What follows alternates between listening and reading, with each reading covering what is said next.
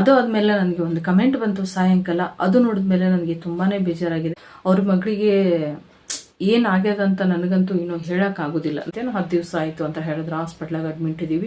ಇದು ಪ್ರತಿಯೊಬ್ಬರಿಗೂ ತಾಯಿ ತಂದಿಗೆ ಅರ್ಥ ಆಗುವಂತ ವಿಷಯ, ಪ್ರತಿಯೊಬ್ಬರು ತಾಯಿ ತಂದೆ ಕೇಳುವಂತ ಒಂದು ವಿಡಿಯೋ ಇದು. ಬೇರೆದವ್ರು ನೋಡಿ ಯಾಕೆ ಕಲಿತಾರಂದ್ರ ಇನ್ನು ಅದಕ್ಕೂ ಮೀರಿ ಹೇಳಿದ್ನಲ್ಲ ಅಂದ್ರೆ ಅದಕ್ಕೆಲ್ಲ ನೀವೇ ಕಾರಣ. ನಿಜ ಹೇಳ್ತಾ ಇದ್ದೀನಿ. ಸಾಯಂಕಾಲ ದೀಪ ಚೊಟ್ಟೆ ಮೇಲೆ ವಿಡಿಯೋ ಮಾಡಕತ್ತಿದ್ದು ನಿಜ ಹೇಳ್ತೀನಿ. ಇದಕ್ಕೆಲ್ಲ ಕಾರಣನೇ ನೀವೇ. ನಾವು ತಪ್ಪು ಮಾಡಿದಾಗ ತಂದೆ ತಾಯಿನೂ ಬೈತಾರೆ, ಹಂಗೆ ನೀವು ಬೈದಿರಂತ ನಾನು ಅನ್ಕೊಂಡಿಲ್ಲ. ಏನ್ ಮಾತಾಡ್ಬೇಕಂತ ಗೊತ್ತಾಗವಲ್ದು. ಜೀವನದ ಕಷ್ಟ ಬರ್ತಾವು ಹೋತಾವು, ಖುಷಿನ ಸೇರ್ ಈ ಕಷ್ಟ ಟೈಮಲ್ಲಿ ಕೈ ಹಿಡಿಯೋರೆ ಭಗವಂತ ಅಂತ ಹೇಳ್ತಾರ. ನಾನು ಯಾವತ್ತೂ ಸದಾ ಚಿರಋಣಿ ನಿಮಗಂತೂ. ನಮಸ್ಕಾರ ನನ್ನ ಪ್ರೀತಿಯ ಕುಟುಂಬಕ್ಕೆ, welcome to Tulaja blog channel. ಎಲ್ಲರೂ ಹೆಂಗಿದ್ದೀರಾ? ಚೆನ್ನಾಗಿದ್ದೀರಾ ಅನ್ಕೊಂಡು ನಾನು ಕೂಡ ಸೂಪರ್ ಆಗಿದ್ದೀನಿ. ದೇವರ ಆಶೀರ್ವಾದ ಎಲ್ಲರ ಮೇಲೂ ಚೆನ್ನಾಗಿರಲಿ ಅಂತ ಕೇಳ್ತಾ ಇವತ್ತಿನ ವಿಡಿಯೋನ ಶುರು ಮಾಡೋಣ. ಇವತ್ತು ನಿನ್ನೆನೇ ಹೇಳಿದ್ದ ನಾನು, ಇವತ್ತು ಒಂದು ಒಳ್ಳೆ ಖುಷಿ ವಿಚಾರ ನಿಮ್ಮ ಜೊತೆಗೆ ಶೇರ್ ಮಾಡ್ಕೋತೀನಿ ಅಂತ ಹೇಳ್ಬಿಟ್ಟು, ಹಾಗೆ ಅದು ಆದ್ಮೇಲೆ ನನಗೆ ಒಂದು ಕಮೆಂಟ್ ಬಂತು ಸಾಯಂಕಾಲ. ಅದು ನೋಡಿದ್ಮೇಲೆ ನನಗೆ ತುಂಬಾನೇ ಬೇಜಾರಾಗಿದೆ. ಮೊನ್ನೆಯಿಂದ ಹಾಕ್ತಾ ಇದ್ದಾರೆ, ಆದರೆ ನಿನ್ನೆ ನೋಡಿದಾಗಿಂದ ಇನ್ನೂ ತುಂಬ ಬೇಜಾರು ಅನ್ನಿಸ್ತು. ಖಂಡಿತ ಆ ಕಮೆಂಟ್ ಬಗ್ಗೆ ನಾನು ಮಾತಾಡಲೇಬೇಕು. ಮಾತಾಡಿಲ್ಲ ಅಂದರೆ ಈ ಯೂಟ್ಯೂಬ್ ಮಾಡಿದ್ದೆ ವೇಸ್ಟ್ ಅನಿಸುತ್ತೆ. ನೀವು ಕೊಟ್ಟಿರೋ ಪ್ರೀತಿ ಎಲ್ಲ ನಾನು ಸುಮ್ಮನೆ ವ್ಯರ್ಥ ಮಾಡ್ತಾ ಇದ್ದೀನಿ ಅನಿಸುತ್ತೆ. ನಿಜವಾಗ್ಲೂ ಅದು ತುಂಬ ಬೇಜಾರು ವಿಷಯ ನನಗಂತೂ. ಏನಪ್ಪ ಅಂತಂದ್ರೆ ಭಾಳ ಬೇಜಾರು ಅನ್ಸೈತೆ ನನಗೆ ಅವ್ರ ಕಮೆಂಟ್ ನೋಡಿ. ಅವ್ರ ಮಗಳಿಗೆ ಏನಾಗ್ಯದಂತ ನನಗಂತೂ ಇನ್ನೂ ಹೇಳೋಕ್ಕಾಗೋದಿಲ್ಲ. ನನಗೆ ಪಕ್ಕ ಗೊತ್ತಿಲ್ಲ ಅದರಿಂದ. ಹಾಗಾಗಿ ಏನಾಗಿರ್ಬೋದು ಅಂತ ನಾನು ನಿಮ್ಮ ಹತ್ರ ಅದ್ರ ವಿಷಯವಾಗಿ ಮಾತಾಡಬೇಕು. ಓಕೆ, ಫಸ್ಟ್ ನಿಮ್ಗೆ ನನ್ನ ಬೇಜಾರದ ವಿಷಯ ಹೇಳೋ, ಖುಷಿ ವಿಚಾರ ಹೇಳೋ. ನಂಗೊಂದು ಅರ್ಥ ಆಗಲಾಗೈತಿ. ನಿಜವಾಗ್ಲೂ ಭಾಳ ಬೇಜಾರು ಅನಿಸ್ಬಿಡ್ತು ನನಗೆ. ಹೋಗ್ಲಿ, ನಾನು ಫಸ್ಟ್ ನನ್ನ ಖುಷಿ ವಿಚಾರ ಜೊತೆಗೆ ಫಸ್ಟ್ ಅವ್ರ ವಿಚಾರನ ನಾನು ಫಸ್ಟ್ ಮಾತಾಡೋಕ್ಕೆ ಇಷ್ಟಪಡ್ತೀನಿ. ಯಾಕಂದರೆ ಏನಾಗೈತಿ ಎತ್ತಾಗೈತಿ ಅಂತ ಫಸ್ಟ್ ಅವರು ವಿಡಿಯೋ ನೋಡಿದ ತಕ್ಷಣ ಅವ್ರಿಗೆ ಏನಾದರೂ ವಿಡಿಯೋ ತಲುಪಿದ್ರೆ ಅದಕ್ಕೊಂದು ರಿಪ್ಲೈ ಮಾಡಲಿ ಅನ್ನೋದು ಒಂದು ಆಸೆಯಿಂದ ನಾನು ಫಸ್ಟ್ ಅವ್ರ ಬಗ್ಗೆನೇ ಮಾತಾಡ್ತೀನಿ. ಕಮೆಂಟ್ ಬಗ್ಗೆ ಅವರು ನನಗೆ ಕಮೆಂಟ್ ಹಾಕಿದ್ರು. ನಾನು ಮೊನ್ನೆ ಹುಣ್ಣಿಮೆದು ಒಂದು ಚಂದ್ರನ ಪೂಜೆ ಮಾಡೋಕ್ಕೆ ಅಂತ ವಿಡಿಯೋ ಹೇಳಿದ್ನಲ್ಲ, ಮಾಡಿದ್ದೆ. ಅದಕ್ಕೆ ಕಮೆಂಟ್ ಹಾಕಿದ್ರು, ನಮ್ಮ ಮಗಳು ತುಂಬ ಹಠಮಾರಿ ಇದ್ದಾಳ್ರಿ, ಏನು ಮಾಡಬೇಕು ಅಂತ.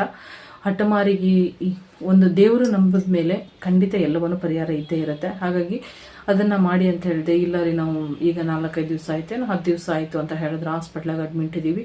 ಆ ಮಗಳನ್ನ ಕರ್ಕೊಂಡು ಮಾನಸಿಕ ಒಂದು ದವಾಖಾನೆ ಒಳಗೆ ಅಡ್ಮಿಟ್ ಆಗಿವಿ ಅಂತ ಹೇಳೋದು ಭಾಳ ಬೇಜಾರು ಅನ್ನಿಸ್ತು ನಂಗೆ. ಒಂದು ಅರ್ಥ ಆಗಿಲ್ಲರಿ, ಇಲ್ಲಿ ಮಾನಸಿಕ ಒಂದು ಆಸ್ಪತ್ರೆ ಹಾಕಿ ಅದಾರ ಅನ್ನೋದು ಭಾಳ ಬೇಜಾರಾಯಿತು. ಯಾಕಂದ್ರೆ ನಮ್ಮ ಮನೆಯಲ್ಲಿ ಒಂದು ಅಂಥ ಘಟನೆ ನಡೆದೈತಿ, ಆದ್ರೂ ಬೇರೆ ಥರ ಆಗೈತಿ. ಅಂದ್ರೆ ಅಂಥ ದವಾಖಾನೆಗೆ ಹೋಗೋದಾಗ್ಲಿ ಬರೋದಾಗ್ಲಿ ಅದೊಂಥರ ಮನ್ಸಿಗೆ ಭಾಳ ಹಿಂಸೆ ಅನ್ನಿಸ್ತದ. ಅದಕ್ಕಾಗಿ ಭಾಳ ಬೇಜಾರು ಅನ್ನಿಸ್ತು ನನಗೆ ಅದೊಂದು ವಿಚಾರದಾಗ. ಮತ್ತು ಅವ್ರು ಹೇಳಿದರು ಭಾಳ ಹಠಮಾರಿ ಅದಾಳ ಅಂತ ಹೇಳಿ ಮಗಳು. ಇದು ಪ್ರತಿಯೊಬ್ಬರಿಗೂ ತಾಯಿ ತಂದೆಗೆ ಅರ್ಥ ಆಗುವಂಥ ವಿಷಯ, ಪ್ರತಿಯೊಬ್ಬರು ತಾಯಿ ತಂದೆ ಕೇಳುವಂಥ ಒಂದು ವಿಡಿಯೋ ಇದು. ನೀವು ಪ್ರತಿಯೊಬ್ಬರು ತಾಯಿ ತಂದೆಗೆ ನಿಮ್ಮ ಅನುಭವನ ನನಗೆ ಒಂದು ಶೇರ್ ಮಾಡಿಕೊಡ್ರಿ ನನ್ನ ಜೊತೆಗೆ, ನನಗೂ ಗೊತ್ತಾಗಬೇಕು. ಒಂದು ಕಮೆಂಟ್ ಮಾಡಿ ತಿಳಿಸಿದ್ರೆ ನನಗೂ ಕೂಡ ಗೊತ್ತಾಗ್ತದೆ. ಹಾಗಾಗಿ ಪ್ರತಿಯೊಬ್ಬರಿಗೂ ನಾನು ಕೈ ಮುಗಿದು ಕೇಳ್ಕೊತಾ ಇದ್ದೀನಿ. ಎಲ್ಲ ತಾಯಿಯಂದ್ರಿಗೆ ಮತ್ತು ತಂದೆಯಂದ್ರಿಗೆ ನಿಮ್ಮ ಅಭಿಪ್ರಾಯ ಏನು ಅಂತ ನಾನು ಖಂಡಿತ ಕಮೆಂಟ್ ಮಾಡಿ ತಿಳಿಸ್ಬೇಕು. ಏನಪ್ಪ ಅಂತಂದ್ರೆ, ಈ ಮಕ್ಕಳು ತುಂಬ ಹಠ ಇರ್ತಾವಂತ ನಾವು ಏನು ಮಾಡ್ತೀವಿ, ಈ ರೀತಿ ಹೊಡಿಯೋದು, ಬೈಯೋದು, ದವಾಖಾನೆ ತೋರಿಸೋದೆಲ್ಲ ಮಾಡಿ. ದವಾಖಾನೆ ತೋರಿಸೋದು ತುಂಬ ಉತ್ತಮ, ಇಲ್ಲ ಅಂತ ಹೇಳಲ್ಲ, ಭಾಳ ಉತ್ತಮದ ಕೆಲಸ. ಅದಕ್ಕೂ ಮೀರಿ ಇನ್ನೊಂದು ಸ್ವಲ್ಪ ಏನಪ್ಪ ಅಂತಂದ್ರೆ, ಈಗ ನೋಡ್ರಿ ಹಠಮಾರಿ ಅನ್ನೋದು ತುಂಬ ಥರ ಇರ್ತೈತಿ ಮನುಷ್ಯನಿಗೆ. ಹುಟ್ಟುತ್ತಲೇ ಒಂದು ಹಠ ಅನ್ನೋದು ಬಂದಿತ್ತಪ್ಪ ಅಂತಂದ್ರೆ ಅದು ಮುಂದೆ ಅವ್ರ ಒಂದು ವಯಸ್ಸಿನ ಮೇಲೆ ಹೋಗ್ತದ. ಅದು ಒಂದು ಸ್ವಲ್ಪ ವಯಸ್ಸಿಗೆ ಬಂದ್ರಂದ್ರೆ ಏನು ಎತ್ತ ಅಂತ ಅದು ಅರ್ಥ ಆಗ್ತಿರ್ತದೆ, ಜೀವನ ಏನು ಅಂತ ತಿಳುವಳಿಕೆ ಅದು ಬರ್ತದೆ ನೋಡ್ರಿ. ಆ ಟೈಮಿಗೆ ಹಠಮಾರಿ ಅನ್ನೋದು ಸ್ವಲ್ಪ ಹಠ ಕಮ್ಮಿ ಆಗ್ತಾ ಬರ್ತದೆ. ಮತ್ತು ಇನ್ನು ಅದು ಒಂದು ಕಡಿಮೆ ಆಗ್ತದೆ ಮುಂದೆ ಬರ್ತಾ ಬರ್ತಾ. ಬರೀ ಹಠ ಅನ್ನೋದು ಅಷ್ಟೇ ಐತದ್ರೆ, ಬೇರೆ ಏನಾದರೂ ಇದ್ರೆ ಹಾಸ್ಪಿಟ್ಲಿಗೆ ಹೋಗ್ರಿ, ತೋರಿಸ್ರಿ, ಮತ್ತು ಅದು ಏನು ಎತ್ತ ಅಂತ ತಿಳ್ಕೊಡ್ರಿ. ಬರೀ ಹಠ ಇತ್ತು ಅಂತಂದರೆ ಈ ರೀತಿ ಬದಲಾವಣೆಗಳನ್ನ ಆಗ್ತಾ ಇರ್ತಾವ. ಅವಾಗ ಅದು ಹಠ ಅನ್ನೋದು ಹೋಗ್ತದೆ ಒಂದು. ಇನ್ನು ಬೇರೆದವ್ರು ನೋಡಿ ಒಂದು ಹಠನ ಕಲಿತಿರ್ತಾರೆ ಮಕ್ಕಳು. ಬೇರೆದವ್ರು ನೋಡಿ ಯಾಕೆ ಕಲಿತಾರಂದ್ರೆ ಅವ್ರು ಏನು ಮಾಡ್ತಾರೆ, ಇವರು ಅದನ್ನೇ ಮಾಡ್ಬೇಕನ್ನೋ ಹಠನ ಕಲ್ತು ಬಿಡ್ತಾರೆ. ಹಾಗಾಗಿ ಆ ಹಠ ಅವ್ರು ಏನಾದರೂ ಕಲ್ತಿದ್ರೆ ನಿಮ್ಮ ತಿಳುವಳಿಕೆಯಿಂದ ತಾಯಿ ತಂದೆ ಮನ್ಯಾಗ ದೊಡ್ಡ ಹಿರಿಯರೆಲ್ಲರೂ ಇರ್ತಾರಲ್ಲ, ಸ್ವಲ್ಪ ಟೈಮ್ ಅವ್ರಿಗೆ ಕೊಡ್ರಿ, ಮಕ್ಕಳಿಗೆ ಕೊಟ್ಟು ಅವಾಗ ನೀವು ಮಾತಾಡ್ರಿ, ಹೇಳ್ರಿ, ಇಲ್ಲಮ್ಮ ಈ ಥರ ಮಾಡಬಾರ್ದು, ಹಿಂಗೆ ಹಂಗೆ ಸ್ವಲ್ಪ ತಿಳುವಳಿಕೆ ಹೇಳಿ ಸಮಾಧಾನ ಮಾಡಿ, ಹಿಂಗೆ ಮಾಡಿ ಆ ಹಠ ಅನ್ನೋದು ಸ್ವಲ್ಪ ಕಡಿಮೆ ಮಾಡ್ಕೋಬೋದು. ಬೈದು ಅಂದ್ರೆ 2 ಥರ ಮಕ್ಕಳು ಇರ್ತಾವೆ. ಬೈದು ಕೇಳೋ ಮಕ್ಕಳು ಇರ್ತಾವೆ, ರಂಬಸ್ ಹೇಳೋದು ತಿಳ್ಕೊಳ್ಳೋ ಮಕ್ಕಳು ಇರ್ತಾವೆ. ಹಂಗೆ ನೀವು ನಿಮ್ಮ ಮಕ್ಕಳು ಹೆಂಗೆ ನೋಡ್ಕೊಂಡು ಆ ಥರ ಮಾಡ್ರಿ. ನನ್ನ ಮಕ್ಕಳು ಇಬ್ಬರು ಹಂಗಾದಾರ, ಒಬ್ರು ರಂಬಸ್ ಹೇಳೋದು ತಿಳ್ಕೊತಾರೆ, ಒಬ್ರು ಬೈದು ಹೇಳೋದು ತಿಳ್ಕೊತಾರೆ. ಹಂಗಾಗಿ ಅದಕ್ಕಾಗಿ ನಾನು ನಿಮ್ಗೆ ಹೇಳತ್ತೀನಿ, ಆ ರೀತಿ ಅವ್ರನ್ನ ಅರ್ಥ ಮಾಡಿಸ್ರಿ. ಇನ್ನು ಈಗ ಹುಟ್ಟತ್ಲೇ ಬಂದಿದ್ದು ಆ ರೀತಿ ಹೋಗ್ತದೆ. ಇನ್ನು ಮತ್ತೊಬ್ರು ನೋಡಿ ಕಲ್ತಿದ್ದು ಹಿಂಗೆ ನೀವು ಸರಿ ಮಾಡ್ಕೋಬೋದು. ಇನ್ನು ಸುಮ್ಮನೆ ಅವ್ರವ್ರು ಉತ್ಪನ್ನ ಮಾಡ್ಕೊಂಡ್ಬಿಟ್ಟಿರ್ತಾರೆ ಹಠಮಾರಿ ಅನ್ನೋದು. ಹ್ಯಾಂಗೆ ಮಾಡ್ಕೋತಾರಂತ ಕೇಳ್ರಿ. ಏನು ಅಂದ್ರೆ ಅವರು ನಾವೀಗ ನಾವು ಜಾಸ್ತಿ ಏನು ಕೊಡ್ಸಲ್ಲ, ನಮ್ದು ಒಂದು ಸ್ವಲ್ಪ ಪರಿಸ್ಥಿತಿ ಗಂಭೀರ ಆಗಿರ್ತದೆ, ಕೈಯ ದುಡ್ಡು ಇರಲ್ಲ, ಏನೋ ಒಂದು ಸಮಸ್ಯೆಗಳಿರ್ತಾವೆ, ಅವ ಮಕ್ಕಳು ಅದು ಬೇಕು ಅಂತ ಕೇಳ್ತಿರ್ತಾವೆ, ಅವು ನಮ್ಗೆ ಕೊಡ್ಸೋದಾಗಿರಲ್ಲ. ಅವಾಗಿಂದ ಸ್ವಲ್ಪ ಹಠ ಅನ್ನೋದು ಸ್ಟಾರ್ಟ್ ಆಗಿಬಿಡ್ತದೆ ಮಕ್ಕಳಿಗೆ. ಯಾಕಂದ್ರೆ ನಾವು ಬೇಡಿದ್ ಕೊಡ್ಸಲಾಗಿರಲ್ಲ. ನಾವು ಹಿಂಗೆ ಹಠ ಮಾಡಿದ್ರೆ ಕೊಡಿಸ್ತಾರ, ನಾವು ಹತ್ರ ಕೊಡಿಸ್ತಾರ, ಜಗಳ ಮಾಡಿದ್ರೆ ಕೊಡಿಸ್ತಾರ, ಜಾಸ್ತಿ ಹಠ ಮಾಡಿದ್ರೆ ಕೊಡಿಸ್ಬಿಡ್ತಾರ ಅನ್ನೋದು ಅವ್ರ ಮೈಂಡ್ನಾಗ ಬಂತಂದ್ರೆ ಆ ರೀತಿ ಹಠ ಮಾಡೋಕೆ ಶುರು ಮಾಡ್ತಾರೆ. ಅದನ್ನು ಸ್ವಲ್ಪ ಕಂಟ್ರೋಲ್ ಮಾಡೋದು ಕಷ್ಟ ಅಂದ್ರೆ ಅವ್ರಿಗೆ ನಾವು ತಿಳುವಳಿಕೆ ಹೇಳ್ಬೇಕು. ಅವಾಗಲೂ ನಮ್ಮ ಪರಿಸ್ಥಿತಿ ಹಿಂಗದ, ಮಕ್ಕಳಿಗೆ ನಮ್ಮ ಜೀವನದ ಪರಿಸ್ಥಿತಿ ಅರ್ಥ ಮಾಡೋದು ತುಂಬ ಮುಖ್ಯ ಇರ್ತೈತ್ರಿ. ಆ ರೀತಿ ನೀವು ಒಂದು ಪರಿಸ್ಥಿತಿಗಳನ್ನ ಅರ್ಥ ಮಾಡಿಸಿ ಮಕ್ಕಳಿಗೆ ತಿಳುವಳಿಕೆ ಹೇಳಿದ್ರೆ ಹಠ ಅನ್ನೋದು ಸ್ವಲ್ಪ ಕಡಿಮೆ ಆಗ್ತಾ ಬರ್ತದೆ. ಈ ರೀತಿ ಹಠಮಾರಿಗಳನ್ನ ನಾವು ಸರಿ ಮಾಡ್ಕೋಬೋದು. ಇನ್ನು ಅದಕ್ಕೂ ಮೀರಿ ಹೇಳಿದ್ನಲ್ಲ, ಬೇರೆ ಥರ ಹಠಗಳು ಒಂಥರ ಮಾನಸಿಕ ಆ ಥರ ನಿಮ್ಗೆ ಏನಾರು ಅನಿಸ್ತು ಅಂದ್ರೆ ಹಾಸ್ಪಿಟ್ಲಿಗೆ ತೋರಿಸೋದು ತುಂಬ ಉತ್ತಮ. ಇನ್ನೊಂದು ಏನಪ್ಪ ಅಂತಂದ್ರೆ, ಸುಮ್ಮನೆ ಏನೂ ಇಲ್ಲ, ಎಲ್ಲ ಸರಿ ಐತಿ, ಕೊಡಿಸ್ತೀವಿ, ಎಲ್ಲ ಐತಿ ಜೀವನದಾಗ, ಎಲ್ಲ ಸುಖ ಸಂಪತ್ತು ಎಲ್ಲ ಐತಿ, ಆದ್ರೂ ಹಠ ಜಾಸ್ತಿ. ಸುಮ್ಮನೆ ಕಾಡ್ತಾಳೆ, ಸುಮ್ಮನೆ ಏನೇನೋ ಆ ಥರ ಅನಿಸ್ತು ಅಂದ್ರೆ ನಿಮಗೆ ನೀವು ಯಾವ್ದೇವ್ರಿಗೆ ಹರಕೆ ಮಾಡಿಕೊಂಡು ಮರ್ತಿದ್ರಂದ್ರೆ ಆ ಥರ ಆಗ್ತಿರ್ತದೆ. ಅದು ನನಗೆ ಅನಿಸಿದ್ದು, ನನ್ನ ನಂಬಿಕೆ ಪ್ರಕಾರ ಹೇಳ್ತೀನಿ. ನಿಮ್ಮ ನಂಬಿಕೆಗೆ ಮತ್ತು ಬೇರೆದವ್ರ ನಂಬಿಕೆ ಬಿಟ್ಟಿದ್ದು ಅದು ಅವ್ರ ವಿಚಾರಗಳು.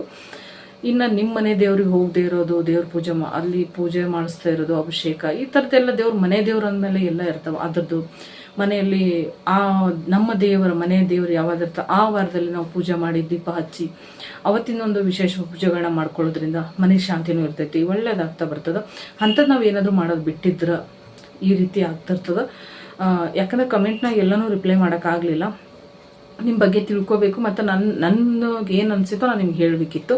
ಹಾಗಾಗಿ ಈ ರೀತಿ ಎಲ್ಲ ಸಮಸ್ಯೆಗಳಿದ್ದಾಗ ನೀವು ಈ ರೀತಿಯೂ ಕೂಡ ಪರಿಹಾರ ಮಾಡ್ಕೋಬೋದು ಆರಾಮಾಗಿ. ಏನೂ ಕಷ್ಟ ಅನಿಸೋದಿಲ್ಲ. ಸುಮ್ಮನೆ ಏನೂ ಇಲ್ಲದೆ ದವಾಖಾನೆಗೆ ಹೋಗೋದು ಸ್ವಲ್ಪ ಕಷ್ಟ ಅನಿಸ್ತೈತಿ.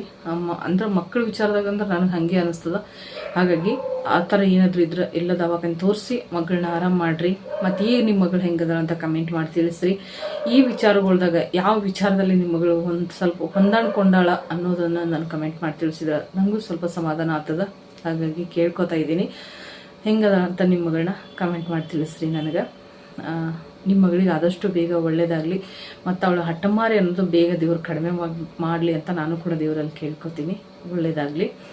ಇನ್ನು ನನ್ನ ಖುಷಿ ವಿಚಾರಕ್ಕೆ ಬಂದ್ರೆ ಇನ್ನೊಂದು ಖುಷಿ ವಿಚಾರ ಹೇಳೋಕ್ಕಿಂತ ಮೊದಲೇ ಇನ್ನೊಂದು, ನಿಮ್ಮ ಮಕ್ಕಳು ಹೆಂಗದ್ರ ಅಂತ ಕಮೆಂಟ್ ಮಾಡಿ ತಿಳಿಸಿ.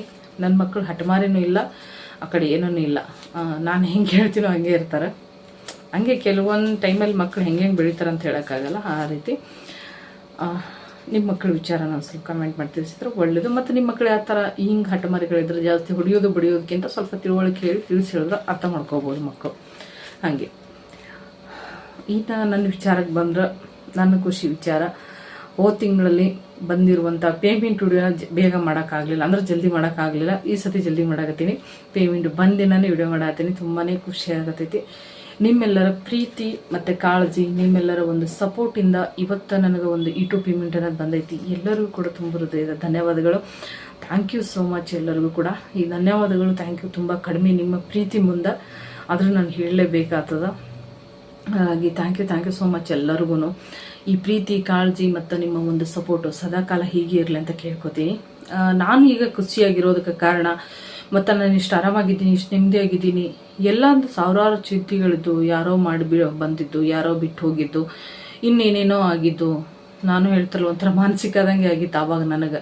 ಆ ಥರ ಆಗಿ ಇನ್ನೊಂದು ಏನೇನೋ ಮಾಡಿ ಎಲ್ಲ ಸೇರಿ ಹೆಂಗಾಗಿತ್ತಂದ್ರೆ ಅದು ಬಚ್ಚಲು ಮುರಿ ಥರ ಆಗ್ಬಿಟ್ಟಿದೆ ನಂದು ತಲೆ. ಹೇಳ್ತಿಲ್ಲ, ಚಿತ್ರಾನ್ನ ಮೊನ್ಸರನಿಗೆ ಹೋಲಿಸೋಷ್ಟು ಇರಲಿಲ್ಲ ನನ್ನ ತಲೆ, ಬಚ್ಚಲು ಮುರಿ ಥರ ಆಗ್ಬಿಟ್ಟಿತ್ತು. ಅಷ್ಟು ಗಬ್ಬೆದ್ದು ಹೊಲಸೆದ್ದು ಹೋಗ್ಬಿಟ್ಟಿತ್ತು. ಅಂಥದ್ದು ಎಲ್ಲನೂ ನನ್ನ ಜೀವನದಾಗ ಸರಿ ಮಾಡಿ ಇವತ್ತು ಒಂದು ಒಳ್ಳೆ ಪಂಚಾಮೃತ ಥರ ಆಗ್ಬಿಟ್ಟಿದೆ. ಅಂದ್ರೆ ನನ್ನ ತಲೆ ಯಾರು ಕಾರಣ ಅಂದ್ರೆ ಅದಕ್ಕೆಲ್ಲ ನೀವೇ ಕಾರಣ. ನೀವು ಹಾಕೋ ಕಮೆಂಟು, ಲೈಕ್ಸು, ಆಮೇಲೆ ನೀವು ರಿಪ್ಲೈ ಮಾಡೋದು, ಪ್ರತಿಯೊಂದು ಒಂದೊಂದು ಕೂಡ ನನಗೆ ಜೀವನದಾಗ ಏನಾಗೈತೆ ಅಂದ್ರೆ ಪ್ರತಿಯೊಂದು ತಿಳ್ಕೊಂಡು ಬೈದಿದ್ದಾಗಲಿ, ಬೈಯೋ ಕಮೆಂಟು, ಬ್ಯಾಡ್ ಕಮೆಂಟು, ಒಳ್ಳೆ ಕಮೆಂಟು ಎಲ್ಲವೂ ಕೂಡ ನಾನು ಅರ್ಥ ಮಾಡ್ಕೊಂಡಾಗ ನನಗೊಂದು ಜೀವನದ ಹೊಸ ಜೀವನ ಸಿಕ್ಕಂಗಾಗೈತಿ. ನಾನು ಅದ್ರ ಒಳಗೆ ಗೆದ್ದು ಬಂದೀನಿ. ನಾನು ನಿಜ ಹೇಳ್ಬೇಕಂದ್ರೆ ಸಾವೇ ಗೆದ್ದು ಬಂದೀನಿ ಅನ್ನೋ ಫೀಲ್ ಐತಿ ನನಗಂತೂ. ಅಷ್ಟೊಂದು ನರಕನ ಅನುಭವಿಸ್ಬಿಟ್ಟಿನಿ. ಅಂಥದ್ರಾಗ ನಾನು ಗೆದ್ದು ಇಲ್ಲಿ ನಿಂತು ಮಾತಾಡ್ಲಕತ್ತೀನಿ ಅಂದ್ರೆ ಅದಕ್ಕೆಲ್ಲ ನೀವೇ ಕಾರಣ. ನಿಜ ಹೇಳ್ತಾ ಇದ್ದೀನಿ. ಸಾಯಂಕಾಲ ದೀಪ ಚೊಟ್ಟೆಮೆಲ್ಲ ವಿಡಿಯೋ ಮಾಡಕತ್ತಿದ್ದು ನಿಜ ಹೇಳ್ತೀನಿ, ಇದಕ್ಕೆಲ್ಲ ಕಾರಣನೇ ನೀವೇ. ಈ ಯೂಟ್ಯೂಬ್ ಒಂದು ನಾನು ಮಾಡಿರಲಿಲ್ಲ ಅಂದ್ರೆ ನಾನು ಎಲ್ಲಿಗೆ ಹೋಗಿ ಮುಟ್ತಿದ್ನೋ, ನನ್ನ ಪರಿಸ್ಥಿತಿ ಏನಾಗ್ತಿತ್ತೋ, ಅದೇನು ನಡೀತಿತ್ತು ಜೀವನದಲ್ಲಿ ನಿಜವಾಗ್ಲೂ ಗೊತ್ತಿಲ್ಲ. ಈ ಯೂಟ್ಯೂಬ್ ಒಂದು ಮಾಡಿ ನಿಮ್ಮ ಜೊತೆ ಮಾತಾಡಿ ವಿಡಿಯೋ ಮಾಡಿ ಹಾಕಿ ಆ ಕಮೆಂಟ್ಗಳು ಓದಿ ಅದಕ್ಕೊಂದಿಷ್ಟು ಸಮಾಧಾನ ಮಾಡಿಕೊಂಡು ನೀವು ಹೇಳೋ ಸಮಾಧಾನ ಮಾತುಗಳನ್ನ ಕೇಳಿ ಆಮೇಲೆ ನಿಮ್ಮ ಕಷ್ಟಗಳನ್ನ ಕೇಳೋದಿದೆ ನೋಡಿ. ನೀವೇನು ಕಷ್ಟದ ಕಮೆಂಟ್ ಹಾಕ್ತೀರಾ, ನಮ್ಗೆ ಹಂಗದ, ನಮ್ಮ ಜೀವನದಾಗ ಇಷ್ಟು ಕಷ್ಟ ಅದ, ಅದನ್ನೆಲ್ಲ ನೋಡಿದಾಗ ನನ್ನ ಕಷ್ಟ ನಾನು ನಿಜವಾಗ್ಲೂ ಮರ್ತು ಹೋಗ್ಬಿಟ್ಟಿನಿ. ಯಾಕಂದ್ರೆ ನಿಮ್ಮ ಕಷ್ಟಗಳ ಮುಂದೆ ನನ್ನ ಕಷ್ಟ ಏನೂ ಇಲ್ಲ ಅಂತ ಅನಿಸಿತ್ತು ನನಗೆ ಅವಾಗಲೇ. ನಾನು ಕಷ್ಟ ಭಾಳದಂತ ಅನ್ಕೊಂಡಿದ್ದೆ. ನಿಮ್ಮ ಎಲ್ಲ ಕಷ್ಟಗಳು ನೋಡಿದಾಗ ಅದು ಕೇಳ್ತಾ ಕಮೆಂಟ್ಗಳನ್ನ ಓದ್ತಾ ಬಂದಾಗ ನನ್ನ ಕಷ್ಟ ಇದ್ರ ಮುಂದೆ ಯಾವುದೂ ಇಲ್ಲ. ಇಷ್ಟಿಗೂ ಇವ್ರ ಮುಂದೆ ಇವ್ರಿಗಿರೋ ಕಷ್ಟಗಳನ್ನ ನನಗೆ ಅಷ್ಟೊಂದು ಅಲ್ಲ ಬಿಡು ಅನಿಸ್ಬಿಡ್ತು ನನಗೆ. ಅವತ್ತೇ ನಾನು ಡಿಸೈಡ್ ಮಾಡಿಕೊಂಡೆ, ಕಷ್ಟ ಅಂತ ಕೂತ್ಕೊಂಡ್ರಿಲ್ಲಿ ಯಾವುದೂ ಆಗಲ್ಲ, ನಿಮ್ಮ ಜೊತೆನೇ ನಾನು ಇರಬೇಕು. ಸ್ವಲ್ಪ ದಿವಸ ಅಂದ್ಕೊಂಡಿದ್ದೆ ಸ್ಟಾಪ್ ಮಾಡಿಬಿಡೋಣ ಯೂಟ್ಯೂಬ್ ಬೇಡ ಅಂತ ಹೇಳ್ಬಿಟ್ಟು. ಆದ್ರೂ ಇವೆಲ್ಲ ನೋಡ್ತಾ ಬಂದಾಗ ನನಗೆ ತುಂಬ ಒಂದು ಭರವಸೆ ಸಿಕ್ತು, ನನಗೆ ಒಂದು ಖುಷಿ ಸಿಗ್ಲಕ್ಕತ್ತು, ನನಗೊಂದು ಸಂತೋಷ ಅನ್ನಿಸ್ತು. ಅದರಲ್ಲಿ ನನಗೆ ತುಂಬ ನೆಮ್ಮದಿ. ಮನುಷ್ಯನ ಖುಷಿ ಎಲ್ಲಿರ್ತೈತೆ ಅಲ್ಲೇ ಇರೋಕ್ಕೆ ಸಾಧ್ಯ. ಹಾಗಾಗಿ ಇಲ್ಲಿ ನಿಂತ್ಕೊಂಡು ಇಷ್ಟೆಲ್ಲ ನಾನು ಮಾತಾಡ್ತಾ ಇದ್ದೀನಿ ಅಂದರೆ ಇದಕ್ಕೆಲ್ಲ ಕಾರಣ ನೀವೇ. ನಿಜವಾಗ್ಲೂ ಎಷ್ಟು ಸತಿ ನಾನು ಕೈ ಮುಗಿದು ಥ್ಯಾಂಕ್ಸ್ ಹೇಳಿದ್ರು ಕಡಿಮೆನೇ.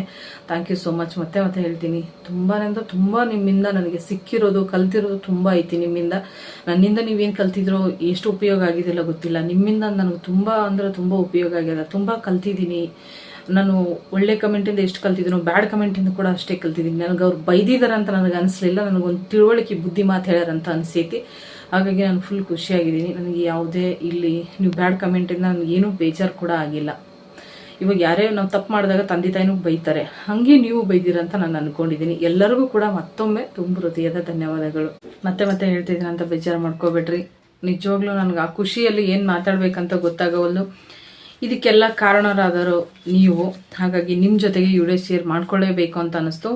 ಹೋದ ತಿಂಗಳದು ಯೂಟ್ಯೂಬ್ ಪೇಮೆಂಟ್ದು ನಾನು ಸರಿಯಾಗಿ ವಿಡಿಯೋ ಮಾಡೋಕ್ಕಾಗಿರಲಿಲ್ಲ, ಹಾಗಾಗಿ ಈ ತಿಂಗಳದ್ದು ಮಾಡಬೇಕು ಅಂತ ಅನ್ನಿಸ್ತು. ಮುಂದಿಂದ ಏನು ಅಂತ ಗೊತ್ತಿಲ್ಲ. ಬಂದಿರೋ ಖುಷಿನ ನಿಮ್ಮ ಜೊತೆ ನಾನು ಶೇರ್ ಮಾಡ್ಕೊಳ್ಳೇಬೇಕು. ಕಷ್ಟ ಆಗಲಿ ಸುಖ ಆಗಲಿ ನಾನು ನಿಮ್ಮ ಜೊತೆ ಶೇರ್ ಮಾಡ್ಕೋತೀನಿ. ಇನ್ನು ಜಾಸ್ತಿ ಕಷ್ಟದಕ್ಕಿಂತ ನಾನು ನಿಮ್ಮ ಜೊತೆ ಖುಷಿ ವಿಚಾರಗಳನ್ನ ಶೇರ್ ಮಾಡ್ಕೋಬೇಕಂತಲೇ ಡಿಸೈಡ್ ಮಾಡ್ಕೊಂಡಿನಿ. ಜೀವನದಾಗ ಕಷ್ಟ ಬರ್ತಾವೆ ಹೋತಾವು, ಖುಷಿನ ಶೇರ್ ಮಾಡ್ಕೊಂಡಾಗ ನಿಮ್ಮ ಖುಷಿ ನಮ್ಮ ಖುಷಿ ಒಂದೇ ಆಗಿರಬೇಕು. ಹಾಗಾಗಿ ಸದಾಕಾಲ ನಿಮ್ಮ ಜೊತೆ ನಾನು ಖುಷಿಯಾಗಿರ್ತೀನಿ, ಖುಷಿನ ಶೇರ್ ಮಾಡ್ಕೋತಾ ಇರ್ತೀನಿ. ಥ್ಯಾಂಕ್ ಯು ಸೋ ಮಚ್ ಎಲ್ಲರಿಗೂ ಇಷ್ಟೆಲ್ಲ ಸಪೋರ್ಟ್ ಕೊಟ್ಟಿದ್ದಕ್ಕೆ, ಇಷ್ಟೆಲ್ಲ ಬೆಂಬಲವಾಗಿ ನಾನು ನಿಂತಿದ್ದಕ್ಕೆ, ಹಾಗೆ ಮತ್ತು ನನ್ನ ಜೊತೆ ನೀವೆಲ್ಲ ಕಷ್ಟಗಳನ್ನ ಶೇರ್ ಮಾಡ್ಕೊಂಡಿದ್ದಕ್ಕೆ. ಇನ್ನು ನಾನು ಕೊಟ್ಟಿರುವಂಥ ಪೂಜೆ ವಿಧಾನಗಳ ಬಗ್ಗೆ ಕೆಲವೊಬ್ಬೊಬ್ಬರು ಕಮೆಂಟ್ ಹಾಕಿದ್ರ, ಇಲ್ಲ ನಮಗೆ ತುಂಬ ಒಳ್ಳೇದಾಗ್ತಾಯಿದೆ, ತುಂಬ ಒಳ್ಳೇದಾಯಿತು ಅಂತ ಹೇಳಿಬಿಟ್ಟು ಎಲ್ಲರಿಗೂ ಕೂಡ ಒಳ್ಳೇದಾಗಲಿ ಅನ್ನೋದೇ ನನ್ನ ಉದ್ದೇಶ. ಥ್ಯಾಂಕ್ ಯು ಸೋ ಮಚ್ ಎಲ್ಲರಿಗೂ. ಯೂಟ್ಯೂಬ್ ಪೇಮೆಂಟ್ ರೆಡಿ ಮಾಡ್ತಾಯಿದ್ದೀನಿ ನೋಡಿ, ಈ ರೀತಿ ರೆಡಿ ಮಾಡಿದ್ದೀನಿ. ಎಷ್ಟು ಪೇಮೆಂಟ್ ಬಂದಿದೆ ನನಗೆ, ತುಂಬ ಅಂದರೆ ತುಂಬ ಖುಷಿ ಆಗ್ತಾಯಿದೆ ನನಗಂತೂ. ಹೋದ ತಿಂಗಳಿಗಿಂತ ಒಂದು 100 ರೂಪಾಯಿ ಕಮ್ಮಿ ಬಂದದಷ್ಟೇ. ಹೋದ ತಿಂಗಳು ಎಷ್ಟು ಬಂದಿತ್ತು, ಈ ತಿಂಗಳು ಅಷ್ಟೇ ಬಂದೈತಿ. ಅದರಲ್ಲಿ 100 ರೂಪಾಯಿ ಕಮ್ಮಿ ಬಂದದಷ್ಟೇ ನೋಡ್ರಿ.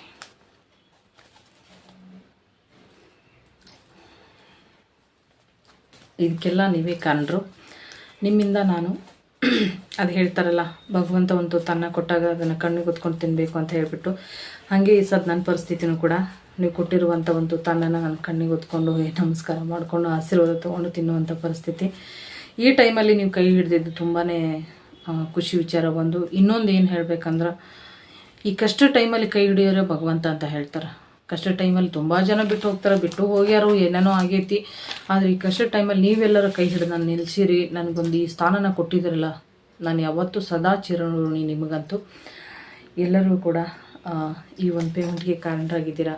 ನಿಮ್ಮ ಪ್ರೀತಿನೇ ಇದು ನನಗೆ. ಇದು ದುಡ್ಡು ಅನ್ನೋದಕ್ಕಿಂತ ನನಗೆ ಇದರಲ್ಲಿ ನಿಮ್ಮ ಪ್ರೀತಿ, ಎಲ್ಲರ ಪ್ರೀತಿ ಇದೆ ಅಂತ ಅನ್ನಿಸ್ತದೆ ನನಗೆ. ನಿಮ್ಮ ಅನಿಸಿಕೆನೆ ಕಮೆಂಟ್ ಮಾಡಿ ತಿಳಿಸಿ. ನನಗೆ ಮತ್ತೆ ಏನು ಹೇಳಬೇಕಂತ ನಿಜವಾಗ್ಲೂ ನನಗೆ ಗೊತ್ತಾಗೋವಲ್ದು, ಅರ್ಥನಾಗೋವಲ್ದು. ಏನು ಅಂದರೆ ಏನೋ ಅರ್ಥ ಆಗಲಾಗಿತ್ತು. ನನಗೆ ಏನು ಮಾತಾಡಬೇಕು, ಏನು ಹೇಳಬೇಕು ಅನ್ನೋದು, ಯಾವ ರೀತಿ ಹೇಳಬೇಕು ಅನ್ನೋದು ನನಗೆ ಅನಿಸಿರೋದು, ನನಗೆ ಗೊತ್ತಿರೋ ಪ್ರಕಾರ ನಾನು ಮಾತಾಡಿದ್ದೀನಿ. ಇನ್ನು ಹೆಚ್ಚಿಗೆ ಏನು ಹೇಳಬೇಕಂದ್ರೆ, ನಾನು ನಿಮಗೆ ಸಹಾಯ ಮಾಡಬೇಕು ಅಂತ ನನ್ನ ಒಂದು ಆಸೆ. ಏನಂದ್ರೆ, ನಿಮ್ಮ ಕಷ್ಟಗಳಾಗಲಿ, ಇನ್ನೊಂದು ದುಃಖ ಆಗಲಿ, ಇನ್ನೊಂದು ಏನಾದರೂ ನನ್ನ ಜೊತೆ ಶೇರ್ ಮಾಡ್ಕೊಳ್ರಿ. ಹಾಗೆ ಮತ್ತು ತುಂಬ ಜನ ಕಮೆಂಟ್ ಮಾಡ್ತಿದ್ರಿ ನಿಮ್ಮ ನಂಬರ್ ಕೊಡಿ ಅಂತ. ಸಾರಿ, ನಂಬರ್ ಕೊಡೋಕ್ಕಾಗಲ್ಲ. ಇನ್ಸ್ಟಾಗ್ರಾಮ್ ID ಲಿಂಕ್ ಕೊಟ್ಟಿರ್ತೀನಿ, ಅಲ್ಲಿ ಕಮೆಂಟ್ ಹಾಕಿ ಏನೇ ಕೇಳೋದಿದ್ರು ಖಂಡಿತ ನಾನು ರಿಪ್ಲೈ ಮಾಡ್ತೀನಿ ನಿಮಗಲ್ಲಿ. ಓಕೆ, ಇಲ್ಲಿ ಕೂಡ ಯಾರೇ ಕಮೆಂಟ್ ಮಾಡಿದ್ರು ನಾನು ಎಲ್ಲರಿಗೂ ರಿಪ್ಲೈ ಮಾಡಿ ಹೇಳ್ತೀನಿ. ನಿಮಗೇನು ಯಾವ ರೀತಿ ವಿಡಿಯೋ ಬೇಕು ಅಂತ ಕಮೆಂಟ್ ಮಾಡಿ ತಿಳಿಸಿದರೆ ಖಂಡಿತ ನಾನು ಮಾಡೋಕ್ಕೆ ಪ್ರಯತ್ನ ಪಡ್ತೀನಿ. ಇದೇ ಒಂದು ಖುಷಿ ವಿಚಾರನ ನಿಮ್ಮ ಜೊತೆ ಹಂಚ್ಕೋಬೇಕಂತ ನಾನು ಬಂದಿರೋದು. ನಿಮಗೂ ಎಲ್ಲರಿಗೂ ಖುಷಿಯಾಗಿದೆ ಅನ್ಕೋತೀನಿ. ನನಗಂತೂ ತುಂಬಾ ಖುಷಿಯಾಗೈತಿ. ಹಾಗೆ ಮತ್ತೆ ಹೇಳ್ತಾ ಇದ್ದೀನಿ, ಈ ವಿಡಿಯೋನ ನಿಮ್ಮೂರಿಗೂ ಬಂದು ತಲುಪಿದ್ರೆ ಮಗುವಿಗೆ ಏನಾಗಿದೆ ಅಂತ ಕಾಮೆಂಟ್ ಮಾಡಿ ತಿಳಿಸಿ. ನಮಸ್ಕಾರ ಎಲ್ಲರಿಗೂ. ಮತ್ತೆ ಸಿಗೋಣ ನೆಕ್ಸ್ಟ್ ವಿಡಿಯೋದಾಗ.